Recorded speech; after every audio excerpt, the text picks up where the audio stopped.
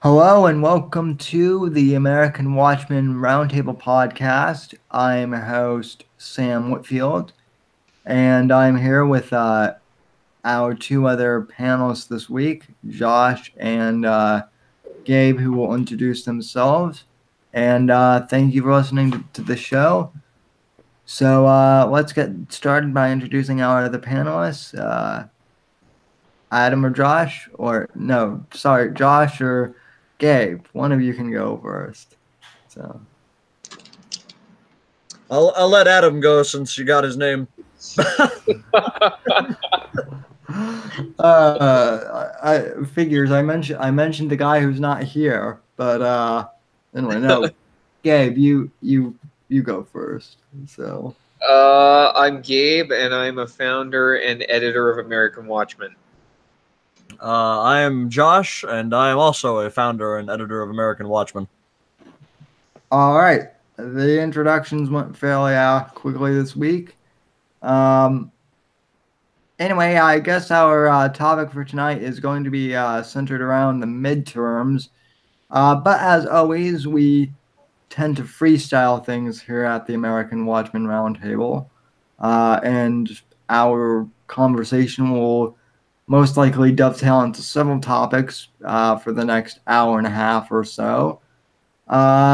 Gabe, you had a question that you wanted to start us off with this week, so why didn't we go ahead and pose the topic for this week?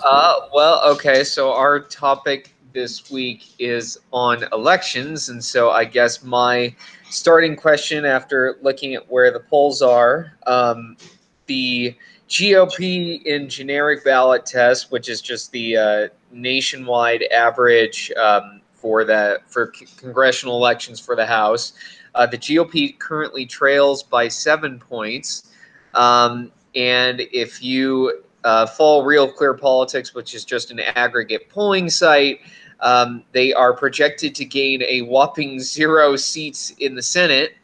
And for those of our audience who are data gurus, Nate Silver says that the Democrats have a 70% chance of winning the House right now, based on the polls and fundraising and the president's approval. So I guess my opening question for you guys would be, is this a wave election beyond just Democrats taking the House? And what kind of issues do you see driving the next 90 days before November? I guess those are questions.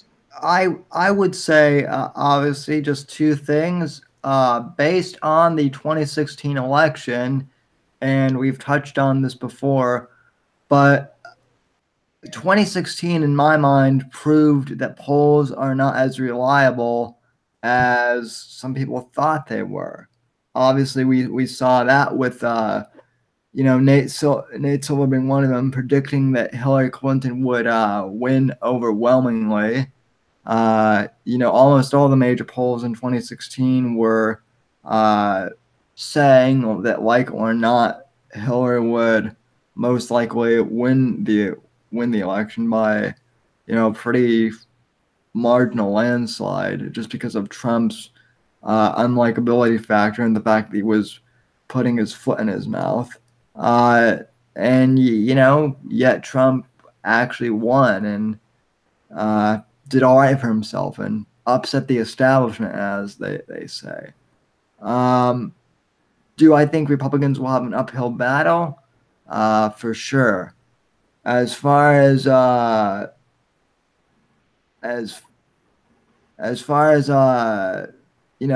winning the House or losing the Senate, I don't know. I think one of the major issues will be, of course, be voter turnout.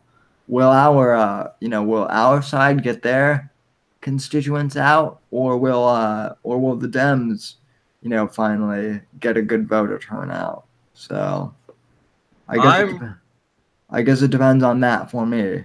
So I'm going to disagree with Sam a little there, at least on the polling, because the 2016 election shows that the polls aren't always accurate, but the 2016 election was also basically an election that was all about Trump. I mean, Hillary was there, but let's be honest, she's boring.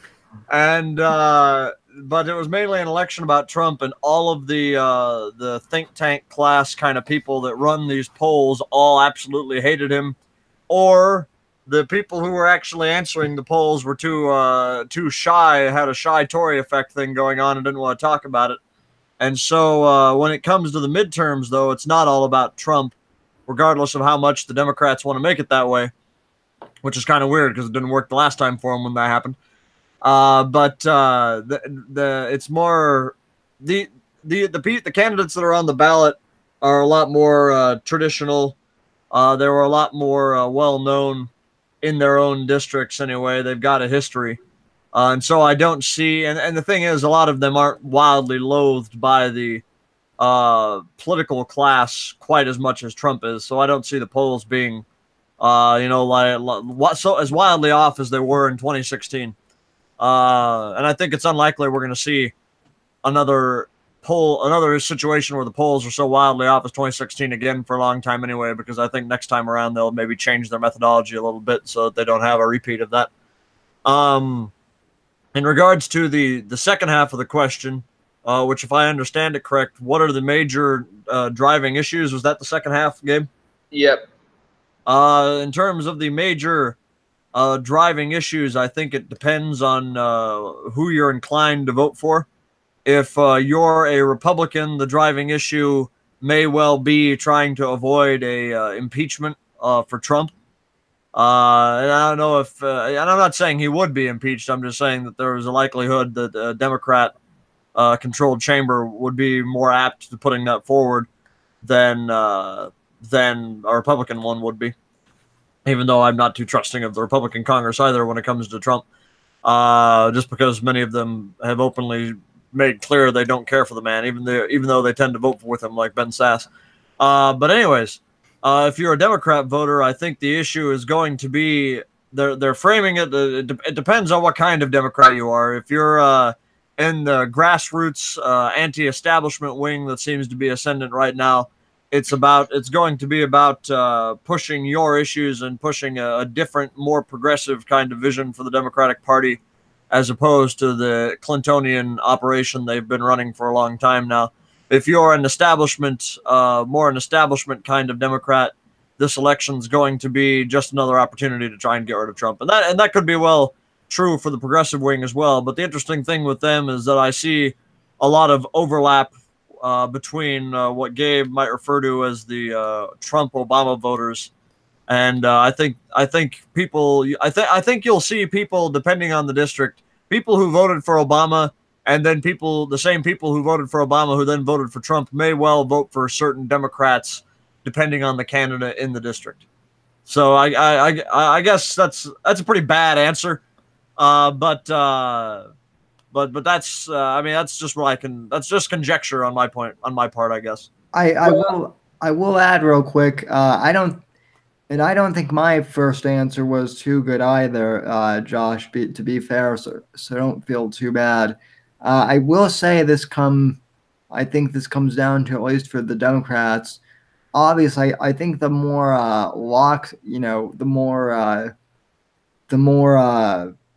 lockstep Democrats are going to make this election all about stopping Trump. All of the Democrat ads on TV and on the internet that I've seen pretty much, have made this election all about stopping Trump and basically taking away his power. Much in the same way, in comparison, that the Republicans did back in 2010 with Obama.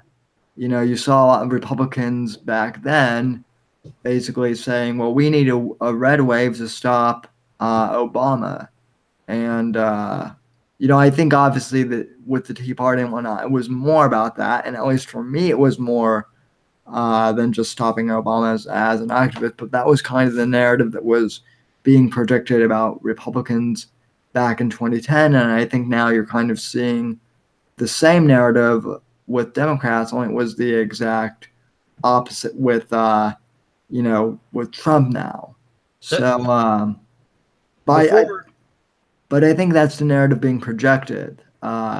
before Gabe gives his response to our responses, there is one candidate I do want to bring up. I had to look up his name because I only knew his nickname, which is pretty badass sounding. Randy Iron Stash Bryce in Oh Wisconsin. yeah. He is the kind of Democrat when I'm talking about the overlap with the Obama Trump voters. I bet you that I'm not gonna say over half, but I bet there's a plurality or at least half of the people who voted for Trump in the presidential election. I bet they turn around and vote for the guy. Yeah, I mean That might be I mean, that might be a little high. That district has a lot of that district has a lot of blue collar Republicans who are straight Republicans. Um, I, I'll say I'll say a couple things about the election is and relative to 2016 and the polls missing is one of what if you're a data nerd like me, and not everybody's a data nerd, so you're forgiven, but one of the things about polls is they tend to all follow each other. So if certain polls say a certain thing or give a certain direction, the other polls will generally try to mimic that for a couple reasons. One, that most pollsters have the same kind of samples and use the same type of techniques. So if a couple polls say that a candidate X is down by 5 points, odds are good that the other polls are going to find candidate X is probably down by 5 to 10 points because you're using the same techniques. So there is the caveat that if the polls are missing this election like they were in 2016, it could be good for Republicans. It could be bad for Republicans. I think to your point, Josh, you are right that there are going to be some Trump voters who turn around and vote for a certain kind of Democrat. The question is going to be how many of them do, and how many of those college-educated Republicans that voted for Trump because they were scared of Hillary actually are willing to bite the bullet and vote for a Democrat. I don't think. I mean, I don't want to bash on the college-educated people, but because considering that I think everyone here is college-educated. Sam, you're working on your degree right now, at least, right? yeah, I mean And then Gabe and I are already out of college. yeah, But I mean I would consider myself maybe not, maybe not graduated, but certainly college educated in the sense that, I'm working on it. so I don't want to beat up on us too much here. But I think that these college-educated Republicans are more likely to stick with a straight Republican ticket. It's the blue-collar people. The people. I'll explain why I liked Randy Bryce, and maybe that'll help if you're a similar kind of personality listening. So when I had no idea who the guy was until I saw his campaign ad that went viral and it didn't even seem like a campaign ad because it just showed this. I believe he was an iron worker.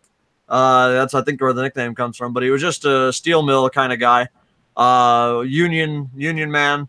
Didn't seem to be like your typical politician. He seemed like he was, as my father would put it, a good old blue collar boy who had worked his whole life and actually knew a thing or two about the real world.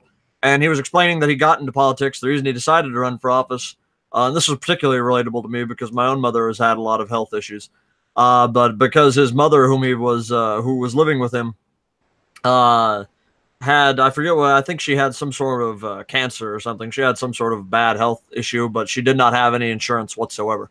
And that's what spurred him on into getting in politics because he's a big single payer guy.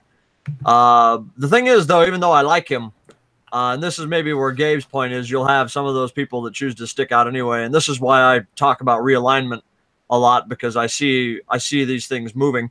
But the reason, even though I like him on so many issues, I would never vote for the man simply because he follows the Democrat line on being pro-choice. And I'm not sure if he's joined the idiotic call to abolish ICE, but I know when I looked at his campaign website, I was not happy with his positions on immigration, which to me seemed to be completely counterintuitive for a guy who claims he represents the workers. But that's the demographic more I'm thinking of when I say these Trump Obama voters that might flip and go back to a particular type of Democrat in their district this race. Well, and it's interesting that you mentioned that, Josh, because I think they are the actual swing voters in this election. But I don't know how much you read articles about elections or the data analysis, but the analysis is supposedly saying that college-educated Republicans are the ones who are fleeing the party. Well, And that, I and that guess the it's a blue good giveaway collar that I voters don't read were, the analysis. well, like in Ohio 12, it was the big urban college educated county, Franklin County, which is basically Columbus, Ohio, in a nutshell, or Franklin, Ohio, not Columbus. Went all in for Democrats, and in Trump County basically won it for the Republican Troy Balderson. This does bring an interesting point, though. I don't know. I can't remember the name of the article. I think it was in Politico, though. But correct me if I'm wrong. These college-educated Republicans that are bolting from the party, they're more likely to be very much free market, excuse me, pro globalization, more friendly to immigrants, right? Somewhat, they more focus on cultural than economic issues. So So for them, immigration is good, not just because of its economic benefits, but because of the cultural diversity. okay, so this sort of gets right into my realignment thing we were talking about before we went on the air, from left versus right to open versus closed.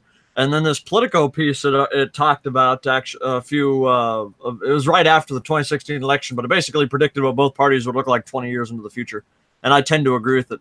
But it did predict that the Democratic Party would be it would remain strongly socially liberal, but it would also be much more free market, or I guess the current Democratic Party is free market. It'd be much more neoliberal than it already is. And the Republican Party would actually slowly but surely sort of do a 180 on its economic positions and become rapidly more protectionist. Which has somewhat already happened with Trump. And I think we're slowly seeing that. There's something I wanted to say, and I keep forgetting what it is now. And it's just bothering the hell out of me because it's right on the tip of my tongue, but I can't remember what the heck I was going to say. I'll hand it over to you guys while I think on that. Well, I mean, I would just say that I think, Gabe is absolutely right. He and I have both talked on this podcast and separately on my podcast and amongst ourselves about how a political realignment definitely is happening. Um, I think that's fairly obvious. I think as far as social issues, though, too, I don't know how much I that's remember what it is. I'll let you finish your thought, though, but thank you for reminding me. okay.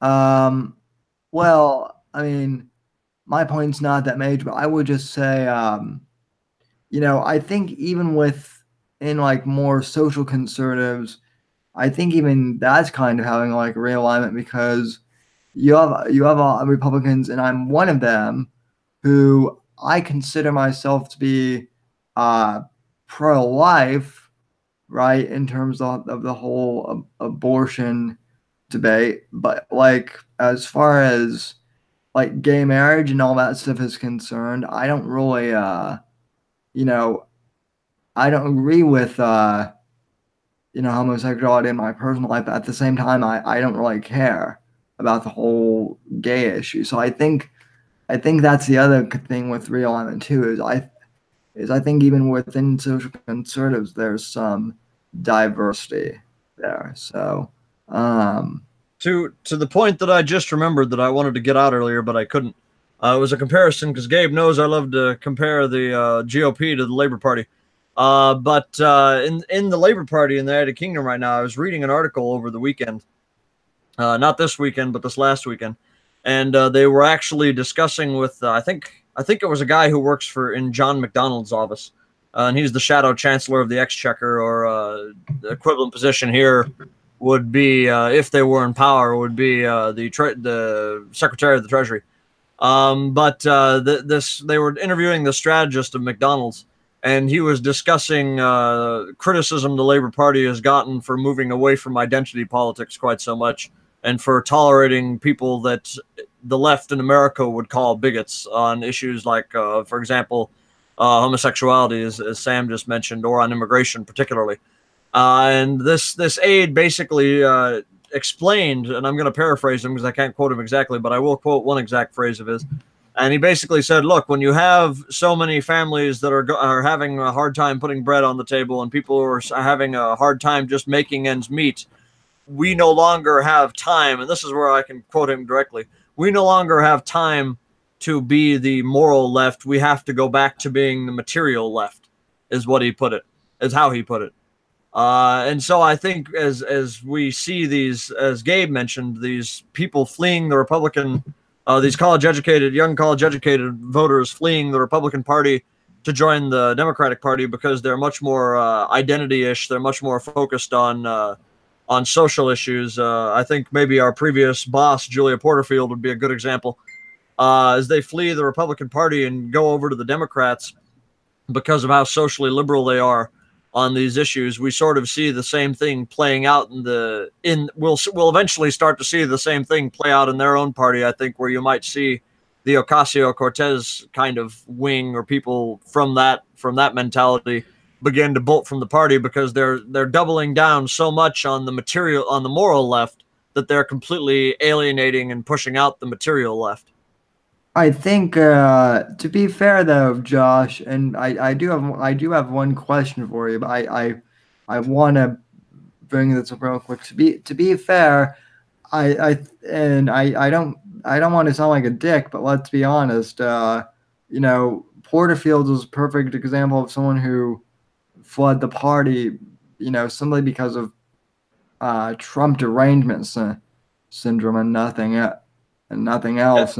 But what does Trump derangement syndrome stem from? It's a deep cultural revulsion or aversion to the man, because he challenges the identity, the PC culture, the identity politics, the walk through the rose petals and don't offend anybody no matter what you do, and let the actual issues of the day, let people continue to go hungry and have a hard time putting bread on the table, and let there continue to be all these horrible wars that kill people and all this actual injustice in the world. Ignore all of that, but make sure that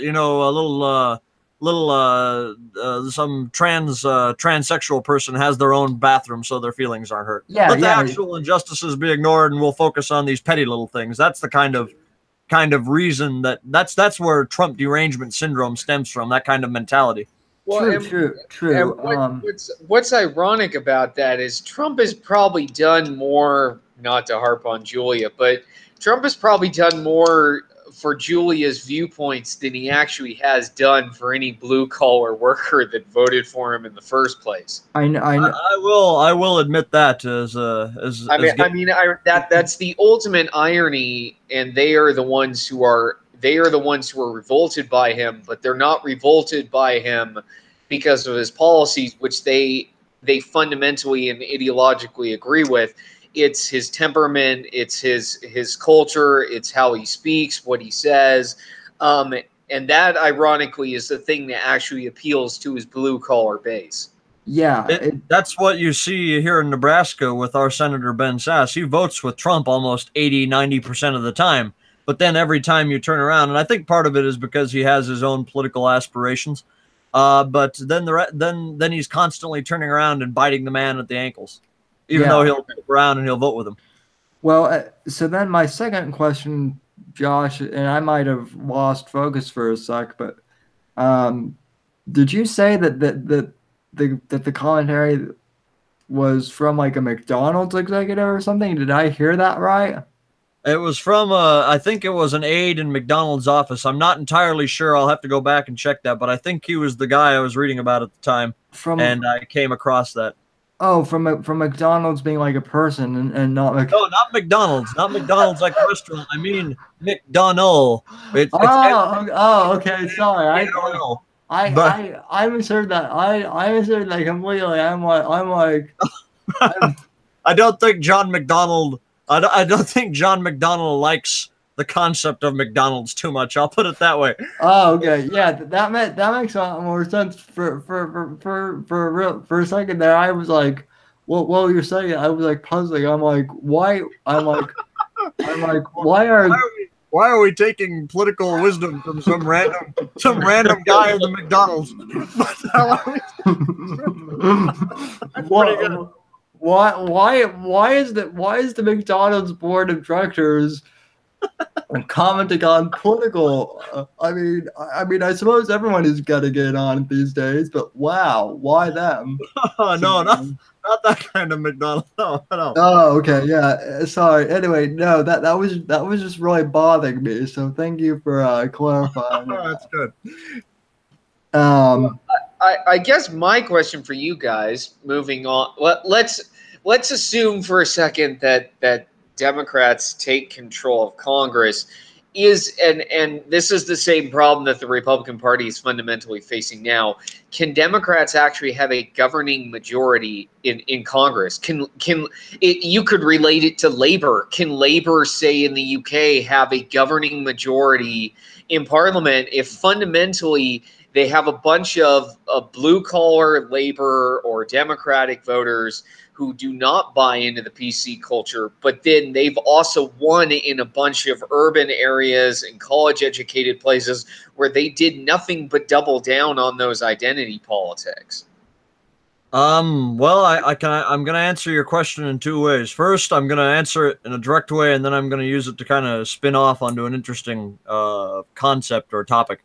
But first, I think I'm gonna answer this as using the current prediction. So let's say that Democrats only win the House, the Republicans still have the Senate. I don't think their caucus is going to be, given the divisions in the Democratic Party right now, I don't think the caucus is going to be very. I think it's going to be a little bit easier for them than it was for, say, John Boehner or Paul Ryan. And that's just because, at the very least, and maybe I'm wrong, because I guess Republicans had Obama to rally around and beat up on. But it seems like, to me anyway, the revulsion towards Trump is a little bit stronger. Plus, they have those Republicans, like I forget her name, from Maine or Vermont, the two that are always jumping over to the Democrat side anymore, it seems like. Collins and Murkowski. Collins and Murkowski. Because they have them, it might be a little easier. But I think at the very least they could rally around Obama. But I think, given the divisions they have in their party, like, for example, if Ocasio-Cortez wins, which I'm not sure entirely that she will, but let's say she did, I don't think she would be able to be a very effective member of a Democratic caucus, majority or minority, just because of the way she's basically gone after all of their major donors. And if you know anything about the way the caucus system works in the Congress, they require you, if you're an elected member of the House, the Democrats do anyway, I don't know about the Republicans, but they require you to actually raise a certain amount of money. And if you're not playing along and giving your money to the Democrat and raising money from these big corporate donors for the Democratic Party, then too bad. Nancy Pelosi is going to make sure all of your bills never get out of committee or never even get a hearing. So you'll be a pretty ineffective representative pretty quick. So well, I think that poses a problem. The second thing I wanted to say quickly is, even though they wouldn't be governable by the party leadership, I think it would be very possible that you could see a situation where the Republicans have the Senate and the Democrats have the House and Trump has the presidency, and you would actually be able to see government work.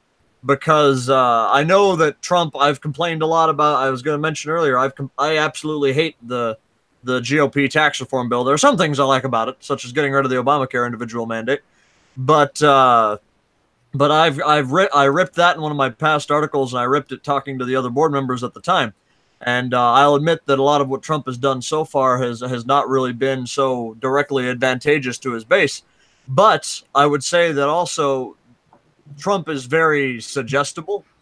And he's suggestible in two ways, in the sense that he tends to listen to whoever is around him, which in the White House, there's not much you can do about that. And also in that the way, because the man's got an ego, he tries to do whatever makes him think is going to make, whatever he thinks will make him the most popular. So I could see very well, if the Democrats had the House, he would suddenly shift back to some of his more campaign issues, like my personal pet project, infrastructure. I could see maybe stuff like that getting done. So I think if the Democrats won the House, they would be able to govern. I just am not entirely sure that the caucus itself would be governable by the party leadership. I Oh, go ahead, Sam. I'm just kind of going to jump in here. I pretty much agree with Josh on kind of his second iteration of that. Um, here's kind of my whole take. I think a big portion of it is um, I I would hope if the Democrats win that they win the House, or if they take one of the branches of Congress but then lose the other. Let's just say that, kind of like Josh was proposing. I would hope at least those Democrats would actually focus on actual substantive issues. The one big thing that I've heard even from Democrats in my area that's really, kind of pissing them off. And keep in mind, I'm just in Florida, which even the Democrats here are pretty conservative, but by Democrat standards. But even so, it seems like everyone here is kind of uh, already pissed off with this whole Democrat conspiracy theory of Russian collusion, and I think the establishment Democrats are still trying to kind of ride that horse into the ground because they still can't accept that Trump is president. So I think the big question is, can the Democrats move on and actually govern, or will they be mired down in the extremist kind of BS of their own party, trying to focus on this whole fake Russia narrative and whatnot. Well, It's kind of like with Obama's birth certificate, how the fringe Republicans were focused on that for a long time, and then everyone moved on. well, and I mean the question I think is if Democrats take the House, I suspect that, and they don't take the Senate, I suspect that they would probably there wouldn't be enough impetus in their party yet behind them, knowing that 2020 is coming up to oppose Trump just automatically. But if they have the House and the Senate, it'll be gridlock for 2 years. And I think that's advantageous to Trump because it was advantageous to Obama. But I don't, in terms of getting things done for the country, it obviously isn't. Well, it all goes back to that old joke too of what is the opposite of progress? Congress. Which is Here's the thing, though. I think well, first, I don't think they're going to take the Senate, but let's say they did. If there were gridlock, part of me wants to say I think that might actually, because what is I know I'm dragging us back into transition again here. Not transition, but reorientation, or yeah, I actually forgot the word that I use all the time. What the hell? Realignment. Realignment. If there was gridlock, because what's been driving the whole realignment, a lot of it has been rage against things not getting done. Actual issues being ignored while the elite focus on their own pet projects and issues that concern them. So part of me actually thinks that if that did happen, that actually might speed things along a little bit more, but I don't think it will happen. But the other thing is, to the joke about Congress, that I mean, but I'll use the bread and circuses example. Bread and circuses only works so long as the stadium itself has not fallen apart because nobody's been keeping the thing up for the last 40 years, right? So at some point, something's got to give where our government's going to have to learn. It's going to have to actually address these issues that are concerning so many more and more people every year. right. And I don't think I don't think we're there yet. But I think even at some point, even if there was a Democratic House and Senate, there would be a breaking point being reached where it's either you get something done or the crap's going to hit the fan on us. Yeah, and I think we're approaching that, here fairly soon. That's kind of what I was saying is, whether it be the Republicans, whether it be the fringe Republicans focusing on Obama and the whole, birth certificate issue, or whether it be the Democrats, the fringe Democrats being so focused on this whole, you know, Russia probe and Trump pissing on Russian prostitutes or, whatever it may be. I think everyone basically just wants Congress and the elected officials to get stuff done and, stop worrying all this petty, you know, BS that doesn't really matter. I would just like to clarify. The accusation was that the prostitutes were pissing on Trump, not that he was pissing on the prostitutes. It's Yeah. irrelevant. I don't think it happened. Yeah, well, I mean, that just goes to show. I've heard it both ways, so it just goes to show that even the conspiracy theorists on the left can't keep their stories straight. Say what you will about Alex Jones, but at least he can keep his conspiracy theories consistent. So, but Well, I would agree with you guys to a certain extent, but I think if people wanted Congress to get stuff done, there wouldn't have been a blowback against Obamacare. I mean, that's a direct contradiction in that true. it by to healthcare skyrocketing with a huge law, and then the public basically went, "We don't like it anymore." Now, Yeah, but ironically, the thing is that the public is suddenly going, "Well, now we actually like it again." So I mean, I think America has sort of hit this point where we're going to see this more often, no matter what Congress does or doesn't do, simply because there are so many things now that can make individual voters unhappy. I guess I would counter by saying I think the reason Obamacare, well, aside from some crazy old Tea Party activists who thought that the government was socializing their Social Security, but aside from them, I think a lot of people, the reason there was such blowback against Obamacare was because it didn't actually address the soaring medical costs. The issue got even worse. A whole bunch of people lost their insurance, either because they couldn't afford the soaring costs of their actual insurance provider, or because their employer stopped offering it and chose to lay people off.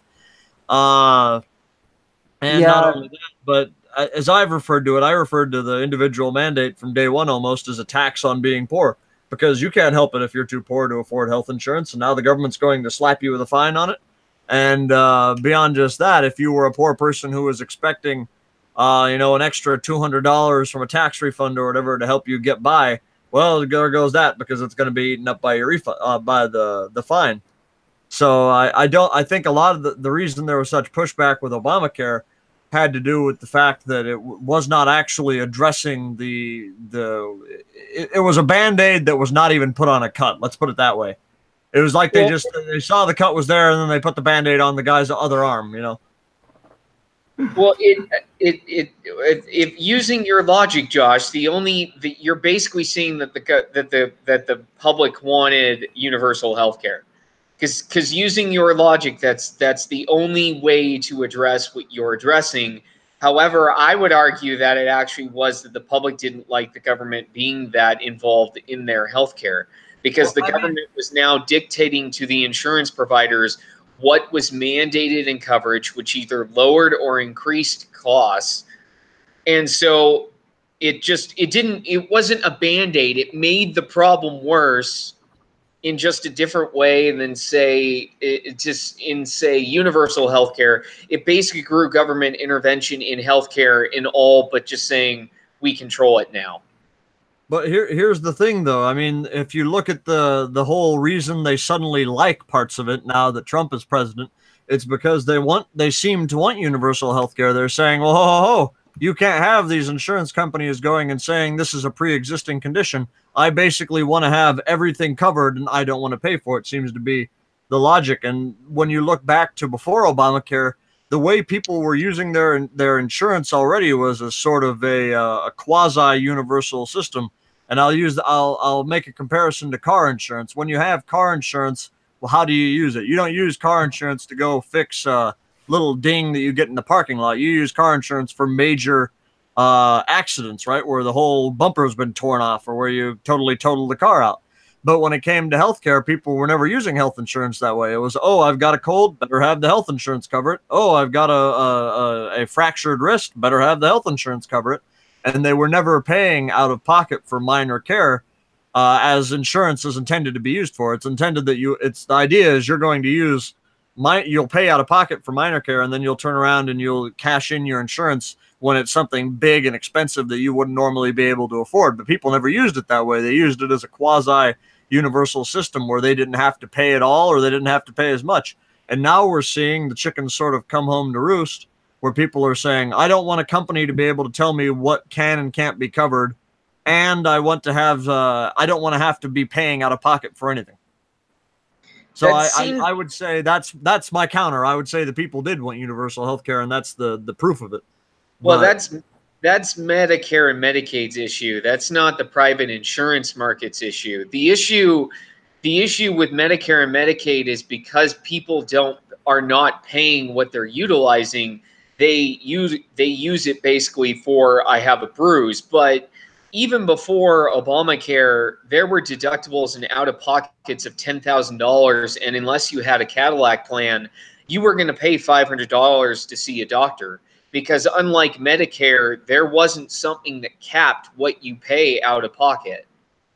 So the private insurance market, pre-ACA, because insurance companies were the ones setting the deductibles and the out-of-pockets, you couldn't walk into, unless you had a Cadillac plan. That is a caveat. The employer insurance market definitely distorts the market and provides better coverage than, say, if you have a private plan and it's not provided by your employer, which basically now all those people are on the exchanges, or in the gap population, which is, depending on your state, you may or may not be covered under Medicaid expansion. But that was never a problem with the private insurance market, even under the ACA. In fact, the ACA was designed to get people to transition from their employer-provided health insurance to the exchanges, because those people are healthier, and actually, ironically, even though they had the better health insurance plans, they used less health care because they were actually healthier than somebody who had a private plan and paid more. The other thing that I will say that the ACA certainly helped with, and I will give them credit for this, as someone with a disability, I really appreciated this, was the ACA did say that basically insurance companies could not deny certain pre-existing conditions. And I know for a fact that cerebral palsy, which is what I have, was one of them. And correct me if I'm wrong, but Gabe, I think your condition was one of the ones in there as well. A pre-existing condition, yeah. So oh, go ahead, Sam. Sorry. So, and I mean, in regards to that too, though, I've also said that in regards to insurance, in terms of insurance policy and whatnot, if the government is going to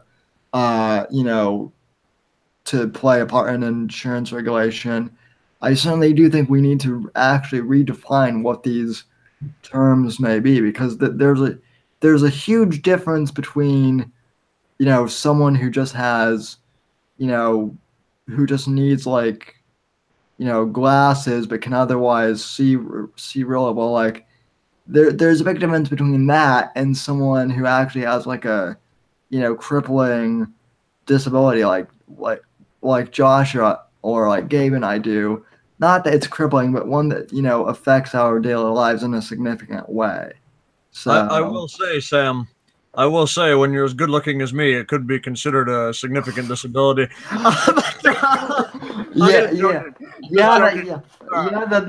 That's very true. So, but anyways, though, I would agree, though. Yeah, I think that that was a positive aspect of Obamacare, definitely. Right. There was no, and the thing is, everybody agrees on that almost, as I was saying. Right. But and as Gabe mentioned, Sam, you said if the government's going to be involved in regulating insurance. I guess I would say, is the government really involved in regulating insurance, or is the insurance companies regulating the government? Because the ACA was practically written by these insurance companies, and so was the I forget the actual term, so let's just go ahead and call it Trump Care for now. But the new well, no, that never passed. Never mind. But it was being still written by insurance companies. Well, And as Gabe mentioned, the idea was behind part of the ACA was that these younger people are going to go ahead and they're going to get off of the Medicare or the Medicaid rolls, and we're going to roll them into a insurance company on the insurance company exchanges. Well, of course, the insurance companies are going to want to have that because it's going to be padding their pockets. These people are their customers now, and and I might add, it's not too terribly fair either for these young people who have to pay for something that they're likely never going to use. I know Sam mentioned the glasses issue there for a minute. I think I remember there were a few Obamacare plans on the exchange where you had to have coverage for eye care even if you had no eye care issues. Yep. Yeah. It's stuff like that. Well, but see, but those are the things that will occur the more government gets involved in healthcare. I mean, I take the example of, say, universal healthcare, and I know there are multiple ways that you could design a program, but let's just go off what Bernie Sanders, our lovable crazy uncle with the crazy white hair, has proposed. I mean, he's got universal healthcare, and it's going to cost $32 trillion. Now, I'm not saying that there aren't alternatives out there that will cost a heck of a lot less, but that's going to involve a lot of trade-offs. And what we've seen with the ACA, even if it was written by the insurance companies along with government regulators, is that there's going to be a massive number of things in that bill that are basically going to hose over somebody.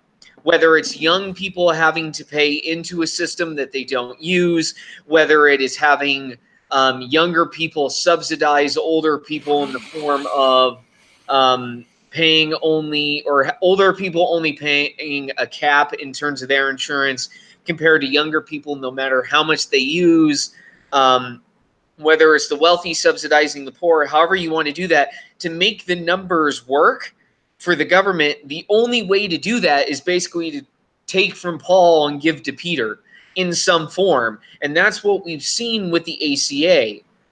Now, there's also a truism too, which is once you get hooked on something, it's a lot harder to let it go. And ironically, that's where we are now with the ACA, where people are now going, oh, well, I like that thing. But turn it around now in 3 or 4 years when the government goes, I want universal health care. And then people are going to be back to the pitchforks going, don't get involved in my health care.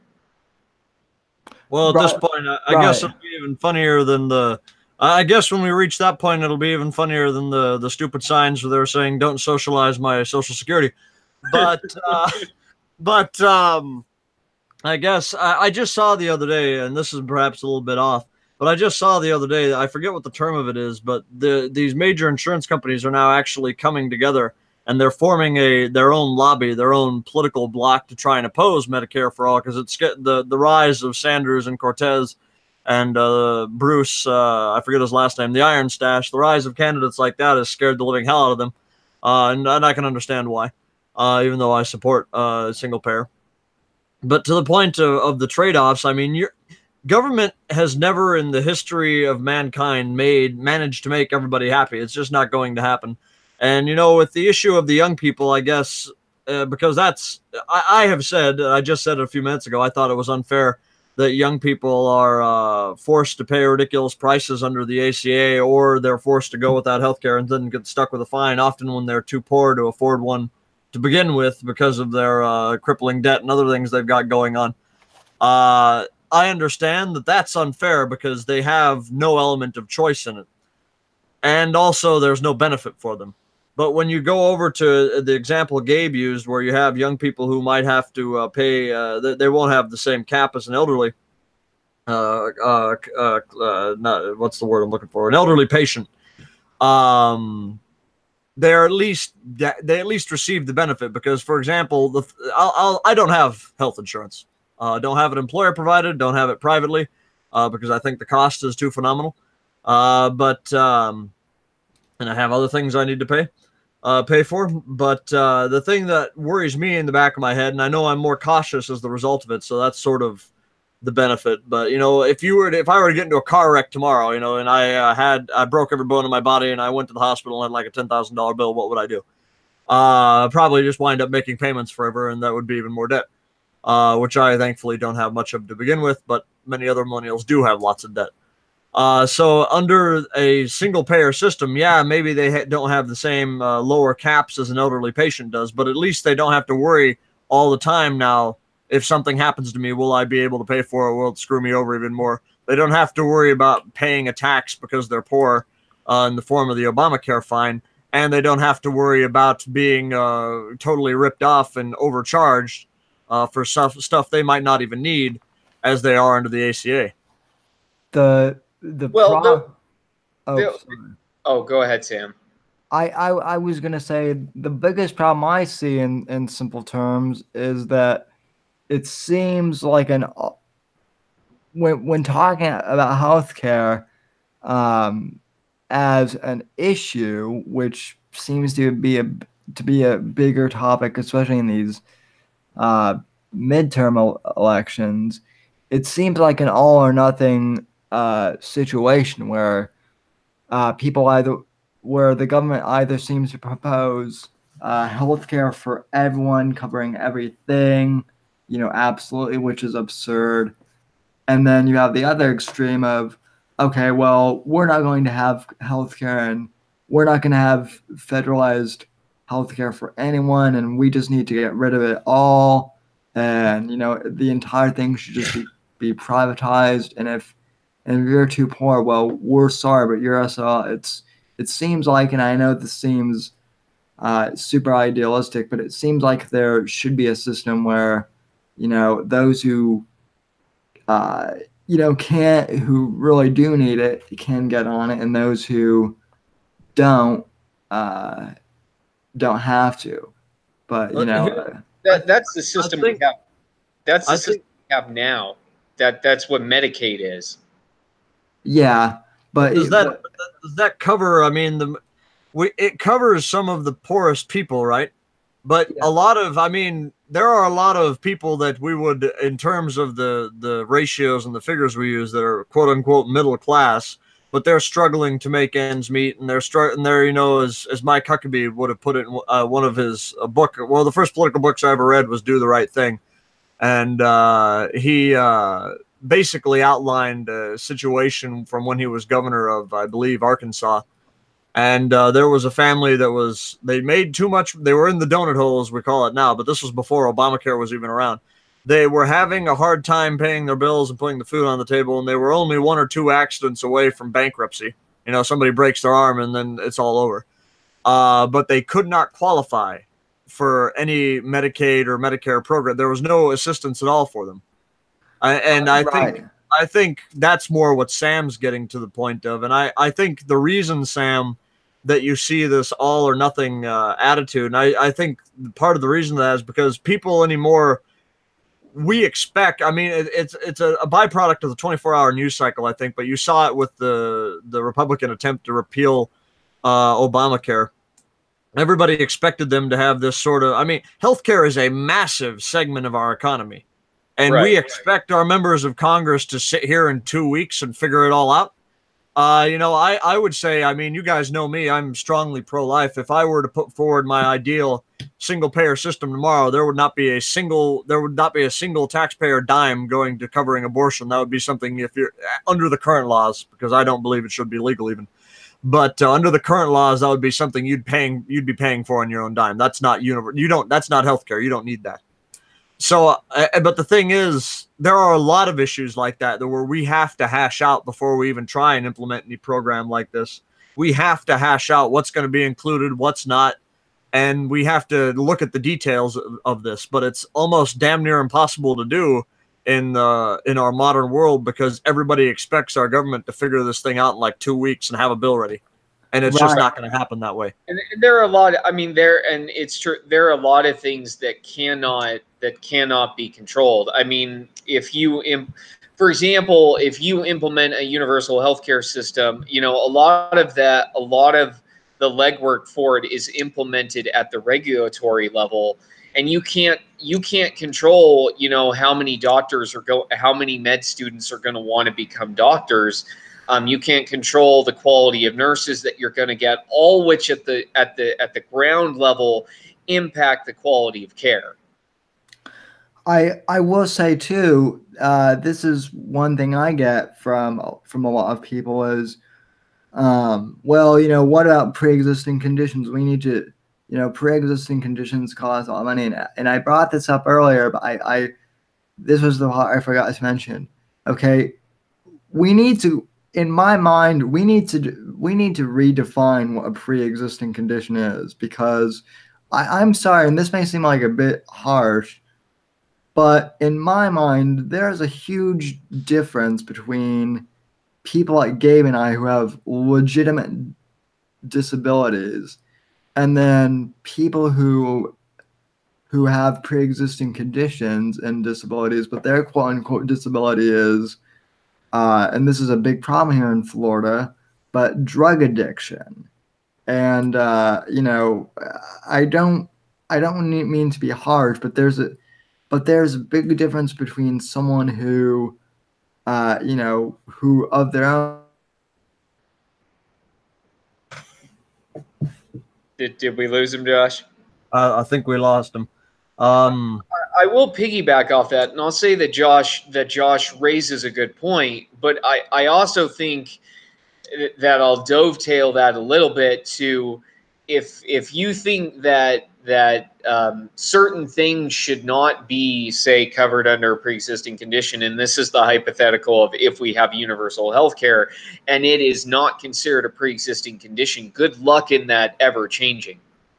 I think people, and I know you don't, even though you do advocate for universal healthcare, I think for a lot of people, especially on the left, there's this kind of pie in the sky mentality of, well, we'll have universal healthcare and we'll figure out the details later and we'll trust the government to do it. If you think it's tough dealing with, say, 10 large insurance companies, imagine dealing with one governmental agency. Am I back now? Yep, You're you back, are. Sam. Now that you're back, Sam, I want to kind of disagree with you. I agree in the current context where we still have private insurance companies as to what the did we lose him again? It looks like we lost him again. But anyways, I'm sure we lost him. I'm sure he is still. We're up a creek, ladies and gentlemen, because Sam is the guy who knows how to take us off air. I was going to say, I don't think you or I can take us off the air. So we're basically gonna go until he comes back, I guess. But I'm sure that we're in a car where the brakes no longer work, ladies and gentlemen.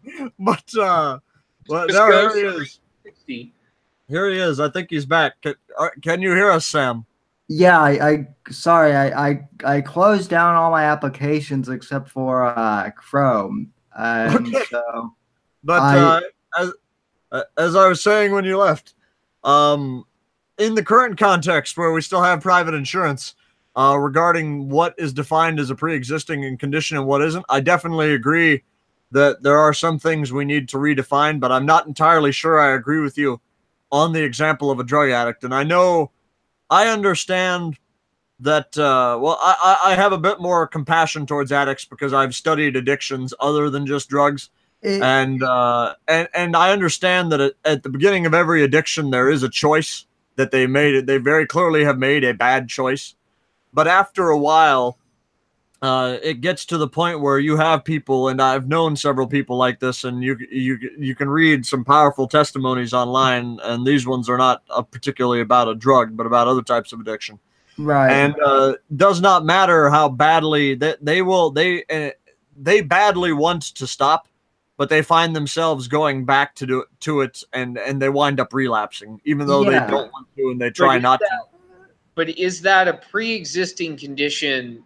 And can we afford, I guess, even beyond the pre-existing condition, the question fundamentally is, can we afford to treat them over their it's entire tenure and have and cover the cost. Because fundamentally, that and healthcare is a difficult, complicated issue, which is why I personally think the public jumps back and forth on it, because they can't fundamentally understand it. They don't have time to sit and think about it for 12 hours.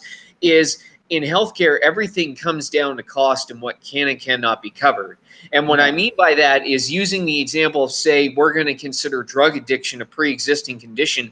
That is an exorbitant amount of money that either the government or private insurers are going to have to cover. And somebody else is going to have to, you're either going to have to increase costs to do it. You're either going to have to, whether it's through taxes, the government, whether it's through insurance providers upping rates, or you're going to have to take something from somebody else to offset that cost. Right. I mean, that fundamentally is the thing with healthcare is as it grows, and I see this right now in Idaho where they're debating Medicaid expansion. It's on the ballot here. One of the big pushes from the Idaho Freedom Foundation, which is a right-leaning think tank, which I actually have friends who work for it, but I don't necessarily agree with them, is that, you know, you take, for example, Medicaid, as it grows as a share of the budget, it's going to crowd out other costs, whether it's education, whether it's pensions or anything else. That fundamentally is the issue of healthcare, with how do you control costs while also providing a consistent level of care. And it's like you said, Josh, it's not something that you can sit down and, especially for a nation of 320 million people, figure out in 2 weeks. Right. I just want to mention, Sam, can you mute your audio because I'm echoing? Is it muted? Yes, it is. But anyway, sorry, that just bothers me when I hear that echo, because it echoes back off of me and I can't think. I think that I want to mention, first off, we also have Medicaid expansion here on the ballot in Nebraska this November. Except I think I'm going to be voting on it a little bit differently than Gabe is in his state. I think that, Gabe, you're spot on when you mentioned that healthcare opens an entire can of worms, like with specific regard to the drug addiction thing.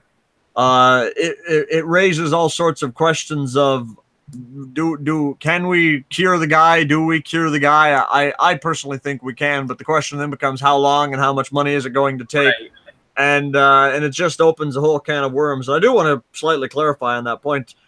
When I was discussing addiction earlier, I'm a huge believer in personal responsibility, but I also am a believer in mitigating factors, and that's what I was trying to get at. I think that they've made bad choices, and to relapse or not is certainly a choice, but it's not as much of a choice as it was before they were addicted. There is a mitigating factor there. In Catholic theology, we talk about that a lot. Right. With reference to habitual sins. Yeah, and I want to clarify too. I'm not unsympathetic towards people with drug addiction problems. You know, if you have a drug addiction problem, I certainly do wish people, you know, would get help and what they need. The problem is that I have is it almost seems like with our current system, though, you're lumping someone in, you know, you're lumping a drug addict into the same category as someone who, you know, is either wheelchair bound or, you know, in Gabe's case, you know, has a touch of autism or whatever. Well, and the science behind things like addiction, while it's there, there's so much. I mean, not to get too scientific, but there's so much about the human body we don't understand. That, you know, we know, for example, that methamphetamine is addictive, but we don't know exactly how it interacts on people differently in terms of the strength of the addiction, because we just don't have fundamentally. I mean, let's be honest. They just mapped the human genome, I think 10 or 20 years ago, and they don't even know what all the genes do. It's just fundamentally to call something a pre-existing condition while not fundamentally understanding how we'll interact with people at an individual level other than just the broad generalization of, we know meth is bad and meth is addictive. Yes, but if somebody is, say, for example, more likely to get addicted to it than somebody else, there's no way for us to know that. And so to your point, Sam, it just seems like a really, it seems really not very smart with our current understanding of science to label somebody with a drug addiction as having a pre-existing condition, because we really don't know if they were born with something that made them more likely to get addicted to that specific drug, or Right. all, or none at all. Yeah. Well, I think Gabe raises an interesting point, because it almost branches off into an entire different, because we know, for example, that if you are born with I'll use bipolar example as the example. If you're born with bipolar disorder, and again, with any mental illness, there's still ongoing question of how much is biological and how much is environmental. But if you have that, and I'm not sure if that qualifies, maybe you guys know, I'm not too familiar with the insurance regulations. I would assume it counts as a pre-existing condition. But to Gabe's point, if somebody is mentally ill, then is the pre-existing condition that they're a drug addict, or is it that they had a mental illness? So, right. I mean, it can branch off, and you can start in one area and then wind up hundreds of miles away. I mean, it opens the whole can of worms. Yeah. Well, that's what I'm saying, though, is I think we have the problem of, I think right now we have the problem of lumping everyone into the same boat. That seems to be the biggest problem. So, and then you have like the no government interference people saying, well, I don't care at all for about these individuals. Let the families take care of them. And if they can't, well, then tough shit. So I don't know if any of you guys ever watched, but you reminded me of this, Sam. Maybe a funny note to kind of, as we're approaching the 1 hour mark, to maybe end off on. But I enjoy watching old British television series. Mm-hmm. And there was a show back in the 1980s during the Thatcherite era where it was called The New Statesman. And the main character was the aptly named MP Alan Bastard, which is, his name was literally bastard, but without the A in there. It was just B''Stard. I got it. He was a Thatcherite fan. He was a Tory MP, and there was an episode that one time it cracked me up. But he's standing there in public. He's not in private. He's standing up there on the stage, and he says, "In the good old days, you were poor, you got sick, and you died." And then, I'll send you guys the YouTube clip of it after we go off the air. But that's what you reminded me of there, Sam. And the sad thing about that is that there are some people, libertarians, who James also. But yeah, I literally had that conversation with him. So once. But, well, and I do think that, and this sort of brings us back full circle on what we talked about earlier before we got on healthcare, though I'm going to keep this with healthcare for the moment, is that healthcare for a lot of people is a moral issue. And what we're discussing, even with something like drug addiction, for a lot of people is a moral issue. You can discuss until you're blue in the face the cost of covering a drug addict versus not covering a drug addict. You could discuss the cost of housing a homeless person, not housing a homeless person. But for a lot of people, that's not the fundamental issue that decides their vote or their opinion. It's their morals and how they view their morality. Because fundamentally, and I do also think to a prior point you made, Josh, that is also why you see this push for something as simplistic as saying on a campaign event, I'm for universal healthcare or I'm not for universal healthcare, is because at play are the morals of fundamentally, I believe everybody should have healthcare. I think that's spot on, and that happens on.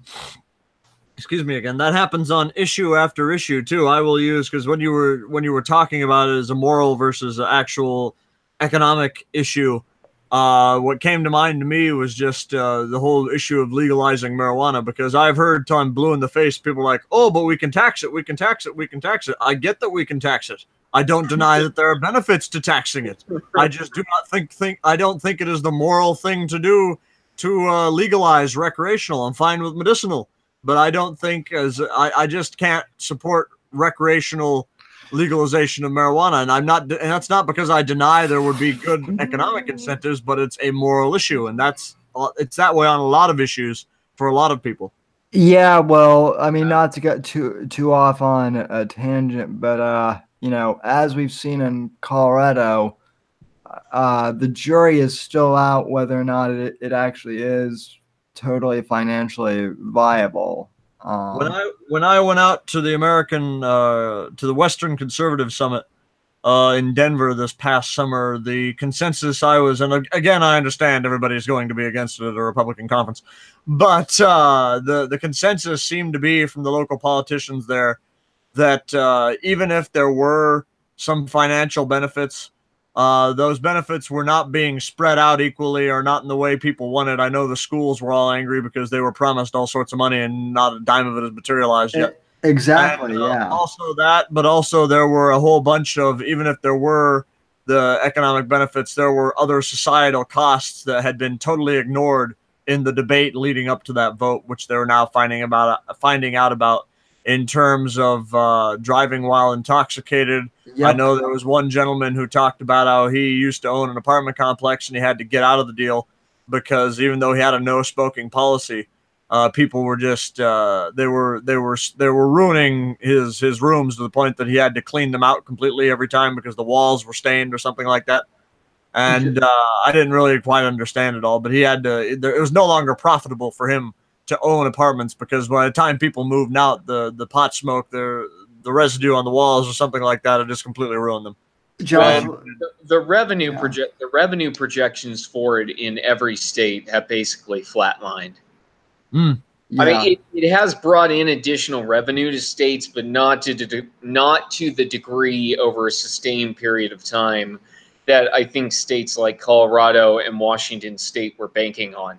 Right. Well, and the other thing too is, as Josh mentioned, with things like, them not being able to fully test things like driving while stoned or other things like smoking in public places.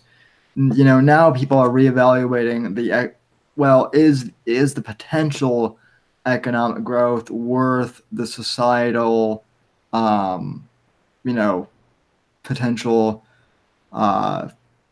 hazards, or I don't want to say hazards, but I guess negatives would be the best word.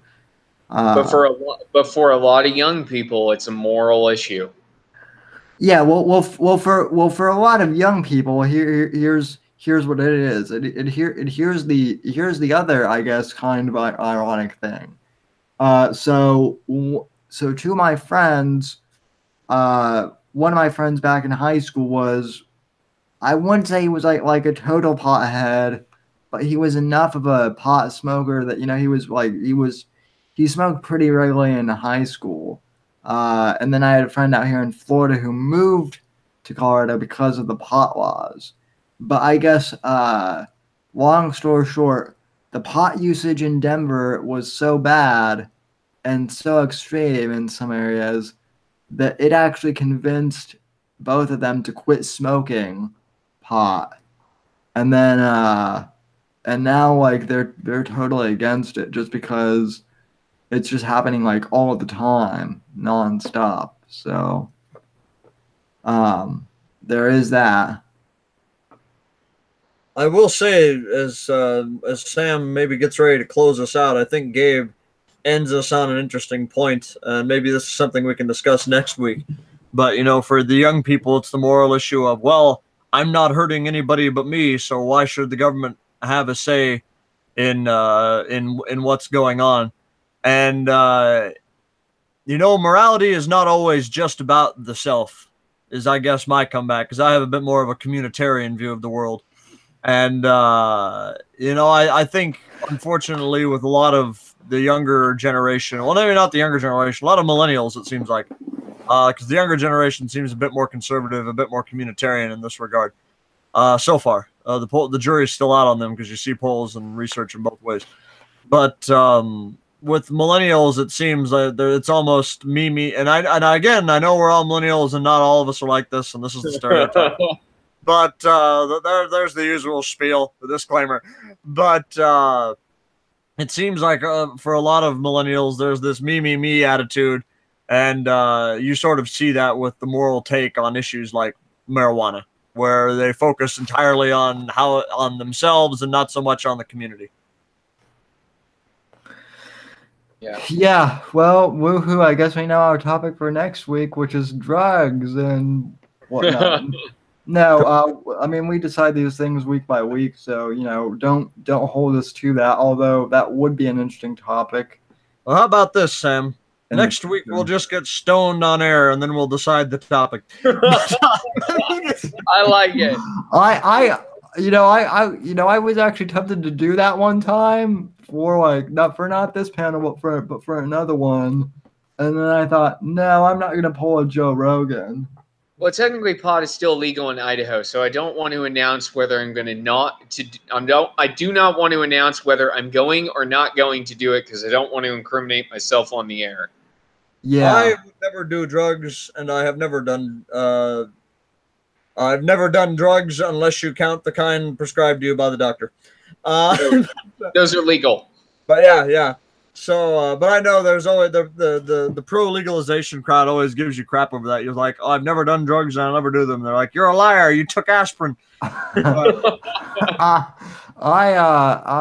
drink beer pretty regularly, and I have smoked pot twice, and I hate to disappoint all the stoners out there, but I'm not necessarily that big of a fan. I have to say, I'm not necessarily against it, but I just don't get all of the excitement, I guess. It's kind of like whatever to me. So okay, so the fundamental question before we all go, before Sam closes us out, is will Democrats retake the House? I think so, and I can't believe I'm saying this, but a very small part of me, I don't know if I'll phrase it that way. I can't believe. A part of me kind of hopes they do, if only because I see that as an opportunity for Trump to maybe kind of shift towards focusing on infrastructure development, and having to work with a mixed Congress might work very well for him, I think. Yeah, that would suit Trump better, actually. I would half agree with Josh on that exact same point. Again, as long as they try actually focusing on real issues and not focusing on this stupid, we need to impeach Trump because of Russia. But yeah, in other words, I'm kind of in agreement. Will they win? Well, I'm not a pollster guy, so I don't know. I think they will. I definitely don't. I think they might retake the House. I definitely don't think it'll be the full blue wave that everyone is anticipating that they. I will say, I'll make this prediction now. If they do retake the House, that by 2020, when the presidential election is in full swing, the Democratic Civil War will come to their primaries, and it will basically be the equivalent of Trump 2016. Yeah, it'll be Josh's realignment dream, folks. It pretty much will. I mean, it will, Josh. My prediction is it will basically be a battle between a neoliberal and Bernie Sanders. I mean, well, not Bernie Sanders specifically, because I think his time is in the sun is done. But basically, one of his acolytes, whether it's Cory Booker or Elizabeth Warren or somebody else. Ocasio-Cortez does not have the high ground in her. She doesn't have the high ground in her battle in Mustafar. I mean, New York, and she comes back with a breathing apparatus, and that's how. Well, bartenders should be setting public policy. Come on now. But I don't know, Gabe. I would say yes, but that's Josh the populist for you. You guys, she's the anointed leader of the DNC, though. I mean, well, look at it this way: how much worse can she be than Keith Ellison, who's been accused of beating a former girlfriend, and Nancy Pelosi, who basically it looks like she's walking around on stilts. My dad has dentures, and this is a random fact for you all. And he's 77, and I know it seems random as hell, but wait, it does relate. And so during the final years of Pelosi's time as majority leader of the House, during Obama's speeches, Dad always liked to sit there and make fun of the fact that he could tell, because he knew from experience, he could tell whenever she was readjusting her dentures because the way she'd start moving her mouth. He watched her the whole time in the background, and he'd just point that out every time. But very, very interesting. I will just say that Ocasio-Cortez couldn't be worse than Satan, and by Satan I mean Hillary Rodham Clinton. So here's the thing with her: she's really good on some policy, but then on other areas I just can't stand her, like on immigration or on the social justice stuff. And I would also add, and maybe by the 2020 Democratic Civil War, maybe we'll have seen this sort of work itself out and they won't be so stupid. But it's just not consistent with what she says she preaches. For example, she says that she is for working people and that she considers herself to be a socialist. But Karl Marx himself said that you can't disarm the workers. You're not supposed to anyway. Even though all of his heirs wound up disarming them anyway. And one of the weird ironies of history. But you're not supposed to disarm the workers, according to Marx. And I would generally say that, considering that corporations are the ones pushing to try and make everybody serfs again, they're also the ones that are backing this effort to disarm people. So it makes no sense for her to say she's against corporations, but then turn around and side with corporations on gun control or immigration or getting rid of ICE. So hopefully, I mean, that's the thing with her. She's malformed right now. She's not had the Darth Vader helmet put on yet. She's also extremely inexperienced. That's why. She is. I've also noticed that, because she'll right before we got together for the podcast tonight, I was watching some YouTube videos of a guy fact checking her, and it was actually kind of hilarious because it seems like she just pulls numbers out of thin air. But you know, the first millennial congresswoman. But yeah. Well, I will say this final point on her. You know, she is entertaining as an internet meme. I'm sure if either of you guys go on YouTube, you've seen the videos either of Ali Stuckey or Ben Shapiro had a great one on his channel of them kind of fake interviewing her, where they take clips of like one interview and then they kind of intercut their own questions, and it's really kind of entertaining. So if nothing else, she's become the greatest internet meme of 2018, perhaps. So, I will say, because I noticed that the Republican memes always making fun of her, try and select pictures that make her look bad, but she is a pretty good-looking woman. Yeah, completely out of left field for me to just start saying that, but and on that, ladies and gentlemen, I think that Sam's already we jumped the gun. We didn't wait till next week to start getting stoned on the air, but actually we're sober. But and yeah, this is the funny thing. We're making ridiculous comments, but we're all stone cold sober. So So in summary, Josh wants to sleep with the enemy. I know, but anyway, well, I guess we'll we'll keep track of these selection stuff as November approaches. In the meantime, I want to thank everyone here for participating tonight. And any final plugs you guys would like to make, or should we wrap this up? Nope, no plugs. Uh, all right, and none from you, Josh. Unless you want me to go on about how good-looking Ocasio-Cortez is, no, I'll leave it there. No, But, I think we already know that. So anyway, from all of us here at the American Watchman Studios, have a great week and God save the Queen. And we'll see you next week. So.